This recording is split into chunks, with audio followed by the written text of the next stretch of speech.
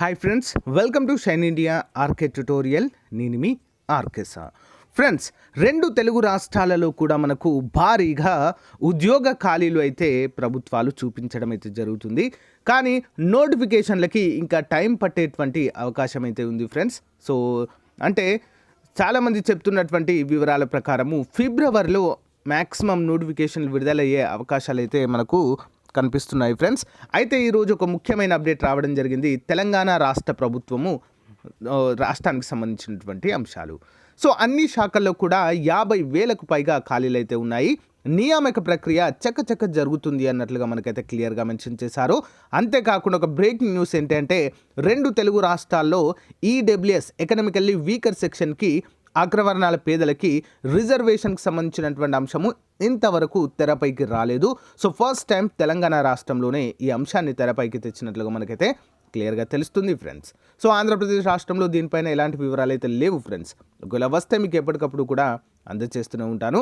అంతేకాకుండా తెలంగాణ రాష్ట్రంలో ఉన్నటువంటి వివిధ శాఖల్లో ఖాళీలు ఎన్ని ఉన్నాయి అంటూ మనకైతే క్లియర్గా ఈరోజు పేపర్లో ప్రకటించడం అయితే జరిగింది.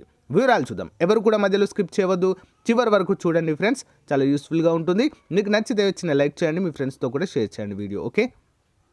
సో ఫ్రెండ్స్, అంతేకాకుండా మీరు తెలంగాణకి అంతేకాకుండా ఆంధ్రప్రదేశ్కి టీఎస్పీఎస్సీకి ఏపీపీఎస్సీకి ప్రిపేర్ అవుతున్న అభ్యర్థుల కోసము చాలా క్లియర్గా క్లాసెస్ అయితే చెప్పడం జరిగింది ఫ్రెండ్స్. అన్నీ కూడా ప్లేలిస్ట్లో ఉన్నాయి విత్ పీడిఎఫ్తో సహా. ఓకేనా. సో వాటన్నిటిని కూడా ఫాలో అవ్వండి. సో మనము ఏంటంటే తెలంగాణ ఉద్యమ చరిత్ర పైన కూడా క్లాసెస్ అయితే అతి త్వరలో స్టార్ట్ చేయడం జరుగుతుంది ఫ్రెండ్స్. చాలా మంచి మెటీరియల్ వి ప్రకాష్ అంతేకాకుండా ఎస్ రాజు బుక్స్తో చెప్పడం అయితే జరుగుతుంది. గమనించాలి. వితిన్ 1 or 2 డేస్లోనే స్టార్ట్ అవుతుంది. సో వివరాల్లోకి వెళ్ళినట్లయితే నియామకాలిక చకచక అంటూ మనకైతే క్లియర్గా మెన్షన్ చేశారు ఇక్కడ. సో తుది దశకు ఉద్యోగ ఖాళీల గుర్తింపు. టీఎస్పీఎస్సీతో పాటు పలు సంస్థలతో నియామక నోటిఫికేషన్లకు కసరత్తు. సీఎం కేసీఆర్ ప్రకటన, ప్రభుత్వ కమిటీల కసరత్తుతో రాష్ట్రంలోని నిరుద్యోగుల్లో ఆశలు చిగురుస్తున్నాయి. సో నిరుద్యోగులకు ఉద్యోగ కల్పన దిశగా సర్కారు చేస్తున్నటువంటి కృషి ఫలప్రదం కానుంది. 50,000 పైచిలకు ఉద్యోగాల భర్తీకి కార్యాచరణ వేగవంతమైంది. శాఖల వారీగా ఖాళీల గుర్తిస్తున్నారు.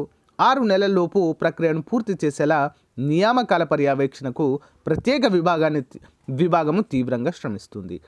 సో దీని బాధ్యతలు రిటైర్డ్ ఐఏఎస్ ఆర్థిక సలహాదారు ఎన్ శివశంకర్ చూస్తున్నారు.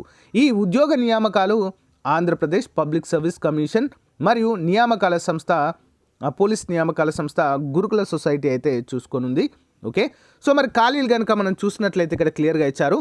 పాఠశాల విద్యాశాఖ 25,000, హోంశాఖ 26,000, వైద్య ఆరోగ్య శాఖ 11,000, ఉన్నత విద్య 10,000, రెవెన్యూ శాఖలో 9,000 ఉన్నాయి, పంచాయతీరాజ్ 7,000 ఉన్నాయి, వ్యవసాయ శాఖ 2,000, ఇతర విభాగాల్లో జేఎల్ కావచ్చు, డిఎల్ కావచ్చు, ఇంజనీరింగ్ సర్వీస్ కావచ్చు, అన్ని కలిపి కూడా 28 పోస్టులు అయితే ఉన్నట్లుగా మనకైతే క్లియర్గా తెలుస్తుంది ఫ్రెండ్స్. సో ఇక్కడ మనకు చాలా అంటే చాలా క్లియర్గా ఇచ్చారు శాఖల్లోని ఖాళీలు.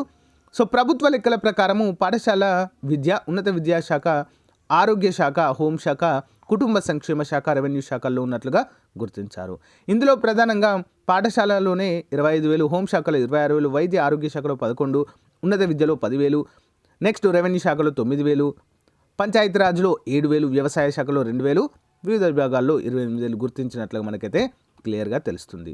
సో మరి దీనిపైన ఒక స్పష్టత అయితే ఇచ్చారు ఫ్రెండ్స్. సీఎం ముఖ్యమంత్రి గారే ఏమిచ్చారు, వితిన్ 6 monthsలోనే మనము దీనిపైన, ఓకేనా, దీనిపైన పూర్తిగా నియామక ప్రక్రియ కంప్లీట్ చేయాలనే ఉద్దేశంతో అయితే మనకైతే క్లియర్గా తెలుస్తుంది. అంతేకాకుండా ఫ్రెండ్స్ 371 ఆర్టికల్ డి రద్దు. నూతన జోనల్ వ్యవస్థ ఏర్పాటుకు ఏర్పడిన ఆటంకాలతో ఉద్యోగ నియామకాలపై కొంత జాప్యము నెలకొంది. అయితే ప్రాధాన్యత క్రమంలో అవసరమైన కీలక శాఖల్లో గమనించాలి ఫ్రెండ్స్. అంటే జోనల్ వ్యవస్థతో, అంటే గ్రూప్ 1, గ్రూప్ 2 వీటికి సంబంధించి జోనల్ వ్యవస్థ చిక్కులు అయితే ఉంటాయి. అయితే కొన్ని ఉద్యోగాలకు పోలీస్ కావచ్చు, సో ఇతర గ్రూప్ 4 లెవెల్ ఉద్యోగాలకు కావచ్చు, ఈ జోనల్ వ్యవస్థతో సంబంధం లేదు అన్నట్లుగా అయితే మనకు తెలుస్తుంది ఫ్రెండ్స్. సో ఆ జోనల్ వ్యవస్థతో చిక్కులు ఉన్నటువంటి ఉద్యోగాలను పక్కన పెట్టి రిమైనింగ్ వాటికి అన్నీ కూడా మనకు నోటిఫికేషన్లు వచ్చే అవకాశాలే క్లియర్గా కనిపిస్తున్నాయంటూ మనకైతే ఇక్కడ చేశారు. అంతేకాకుండా మరి ఏంటి అంటే ఈడబ్ల్యూఎస్ పైన, ఓకేనా, ఈడబ్ల్యూఎస్ విషయంలో అంటే ఎకనామికల్లీ వీకర్ సెక్షన్ ఎవరైతే అగ్రవర్ణాల పేదలు ఉన్నారో వారికి ఈడబ్ల్యూఎస్ విషయంలో నిబంధనలు మార్చుకునే వెసులుబాటు అయితే రాష్ట్రాలకు ఉంది. ఈ కోటా కింద రిజర్వేషన్ కోరుతున్న వారి కుటుంబాల వార్షిక ఆదాయము 8 లక్షల లోపు ఉండాలి. గ్రామీణ ప్రాంతాల్లో 5 ఎకరాలకు మించి వ్యవసాయ భూమి, 1000 చదరపు అడుగుల నివాస స్థలము, నోటిఫైడ్ మున్సిపాలిటీలో 100 చదరపు గజాల, నాన్ నోటిఫైడ్ మున్సిపాలిటీల పరిధిలో 200 చదరపు గజాల్లో నివాస స్థలము ఉండాలని కేంద్ర నిబంధనలు స్పష్టం చేశాయి. అయితే ఈ అర్హతలను ఎక్కడికక్కడ పరిస్థితులకు అనుగుణంగా రాష్ట్రాలు మార్చుకునే అవకాశం అయితే కల్పించడం అయితే జరిగింది.